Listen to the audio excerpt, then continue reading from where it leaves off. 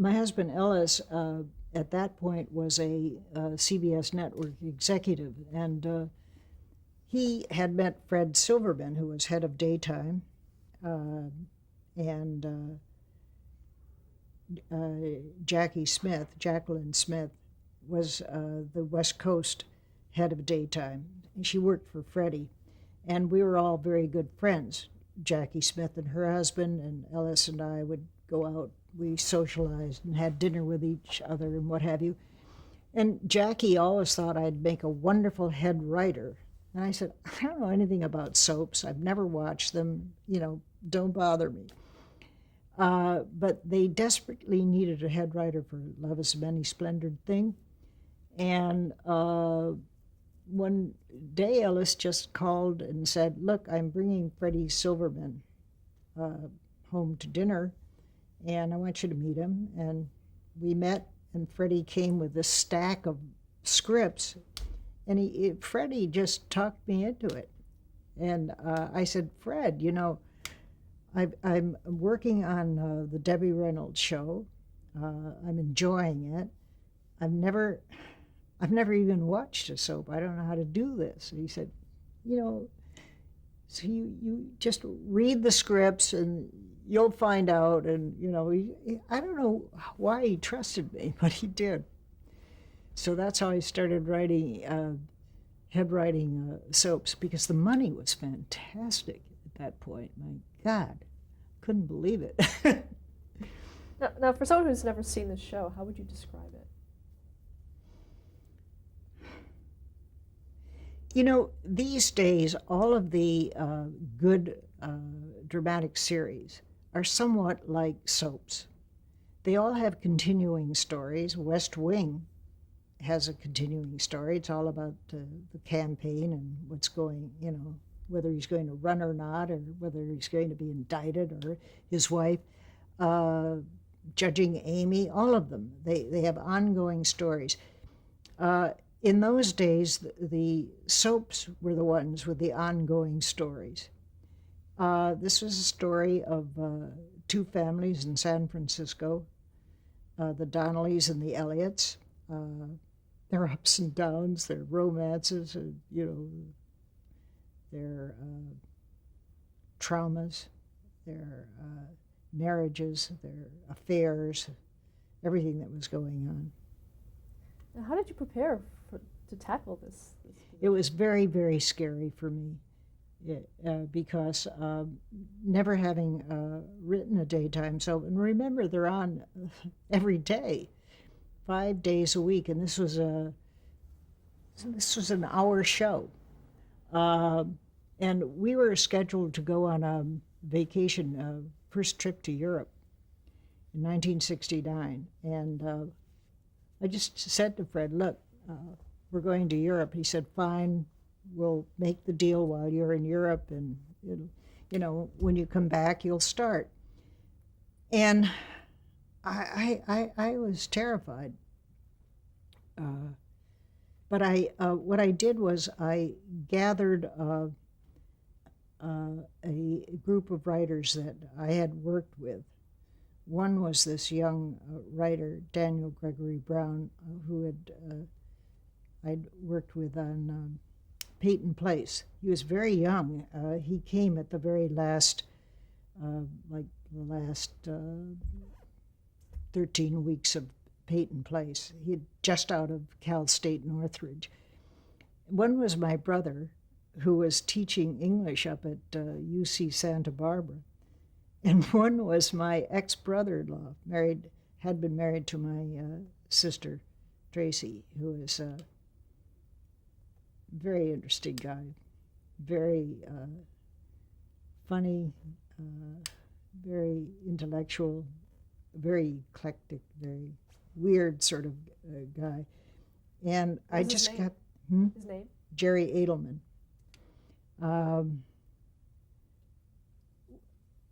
I can't remember how it started, but I had an awful lot of energy in those days. God, I wish I had that energy today. And I had looked at what the former head writer had done. It was James Lipton, who's gone on to do all kinds of wonderful things.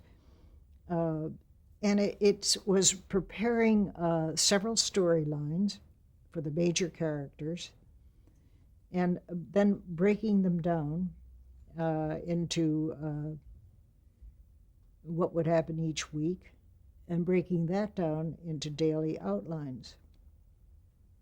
In those days, this was 69, we had there's Jerry, Dan, Ray, me. There were like 4 or 5 of us who did everything. Now they have staffs of 15 and 16 writers. I don't know how they function. I really don't. But tremendous amount of hard work. But so rewarding, not only financially, but it was creative. I think we did a lot of good work. What were some of the themes that you tackled on the show? We did everything. We did, aside from the usual soap stuff of affairs and illegitimate children and people showing up who were, long lost twin brothers or sisters. And we did a lot of social stuff. Remember, I majored in sociology. I was always interested in racism, in problems of class, in problems of drug problems, wife beating, women, the status of women. We did stories that people related to. Teenage alienation, everything. Did you ever have instances of censorship from the network or the sponsors? Lots of them, but I can be pretty tough, and they wanted me, so I could use my my toughness to get through a lot of ideas that I wanted to get through. When you would create the storylines, who did you have? Did you have to have approval? Oh, sure, yes. One of the best things about writing the Love is a Many Splendored Thing is that it was produced in New York. So I would go in for story conferences. And at that time, I was the only woman in the story conference. We'd have like 2 representatives from ad agencies. We'd have the executive producer, the producer, the network head of television, head of daytime, all males.